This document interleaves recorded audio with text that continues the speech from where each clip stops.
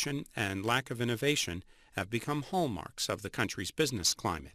Mark Steyn speaks at the New Hampshire Institute of Politics and Political Library at St. Anselm College in Manchester, New Hampshire. Those of us on the receiving end of John Kerry's genius need to understand that it's not about mid-century, it's about mid-decade, it's about right now. The United States is still different. You know this. In the wake of the economic meltdown, the decadent youth of France rioted over the most modest of proposals to increase the retirement age. Elderly students in Britain attacked the heir to the throne's car over footling attempts to constrain bloated, wasteful, and pointless university costs.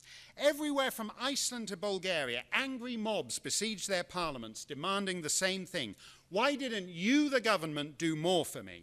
America was the only nation in the developed world where millions of people took to the streets to tell the state, I can do just fine if you control freak statists would shove your non-stimulating stimulus, your jobless jobs bill, and your multi-trillion-dollar porkathons and just stay the hell out of my life and out of my pocket.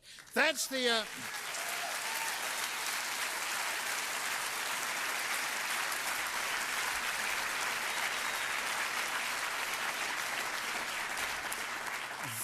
That's the America that has a sporting chance. Even as America's spendaholic government outspends not only America's ability to pay for it, but by some measures the planet's, even as it follows Britain into the dank pit of transgenerational dependency and a failed education system and unsustainable entitlements, even as it makes less and less and mortgages its future to its rivals for cheap Chinese trinkets, most Americans, including far too many of my friends on the right, assume that simply because they're American, they're insulated from the consequences. I had this with my friends on Fox News last week when I said you couldn't seriously argue that we didn't deserve the downgrade. You couldn't seriously argue that this nation was AAA with $15 trillion worth of debt. And my friends on Fox News, the most right-wing guys in the American media said, what do you mean?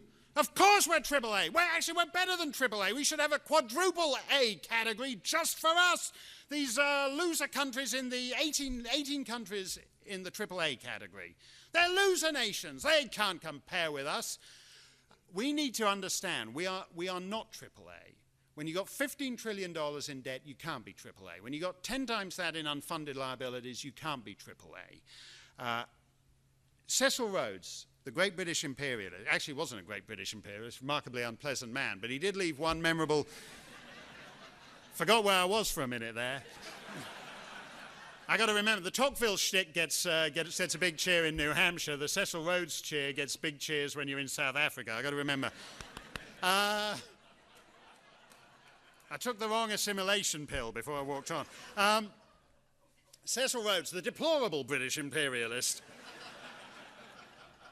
distilled the assumptions of generations when he said that to be born an Englishman was to win first prize in the lottery of life. And on the eve of the Great War, in his play Heartbreak House, George Bernard Shaw turned the thought around to taunt a ruling class too smug and self-absorbed to see what was coming. Do you think, he wrote, the laws of God will be suspended in favor of England because you were born in it? In our time, to be born a citizen of the United States is to win first prize in the lottery of life.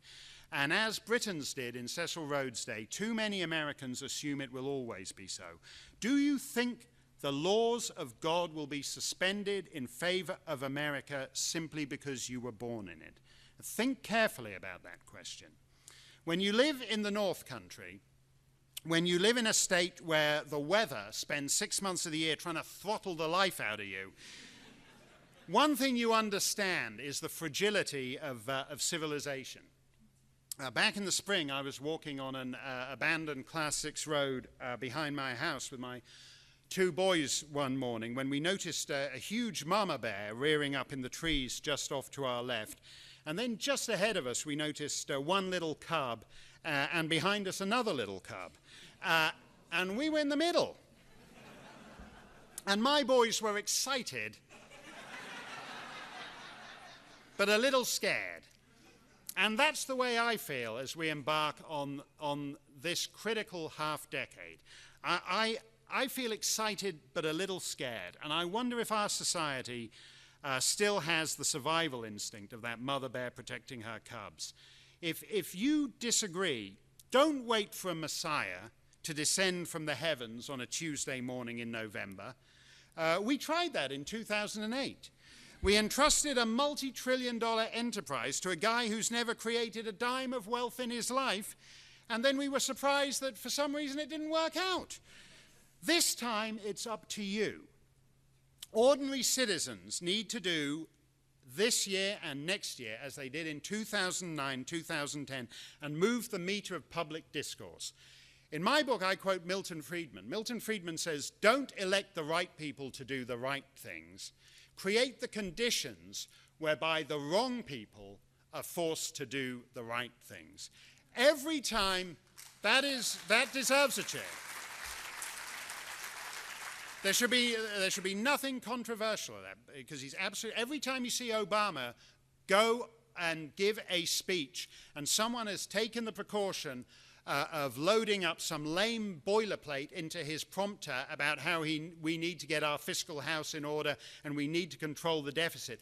The only reason he's even pretending to care about it is because the meter of public discourse was moved in 2009 and 2010.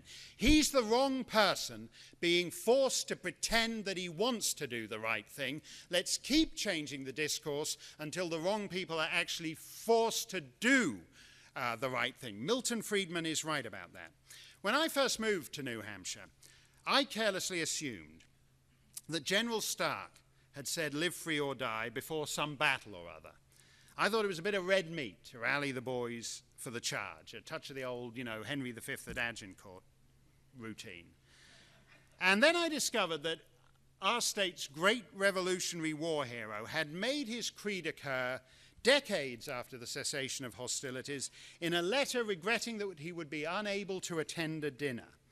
And in a strange way, I found that even more impressive, because in extreme circumstances, many of us can rouse people to rediscover the primal impulses in the way that the brave men on Flight 93 did. They took off on what they thought was a routine commuter flight, and when they realized it wasn't, they went into General Stark mode and cried, let's roll. But it's harder to maintain that live free or die spirit when you're facing not an immediate crisis, but just a slow, unceasing ratchet effect, which is, in stable societies, unthreatened by revolution or war within their borders, always the way liberty falls, traded away to the state incrementally, painlessly, all but imperceptibly. Live free or die sounds like a battle cry. We'll win this thing or we'll die trying, die an honorable death. But in fact, it's a prosaic statement of the obvious, of the reality of our lives in the prosperous West. You can live as free men, but if you choose not to, your society will surely die. Live free or die, it's New Hampshire's choice, it's America's choice, so make the right call, because the fate of our world depends upon it. Thank you very much indeed.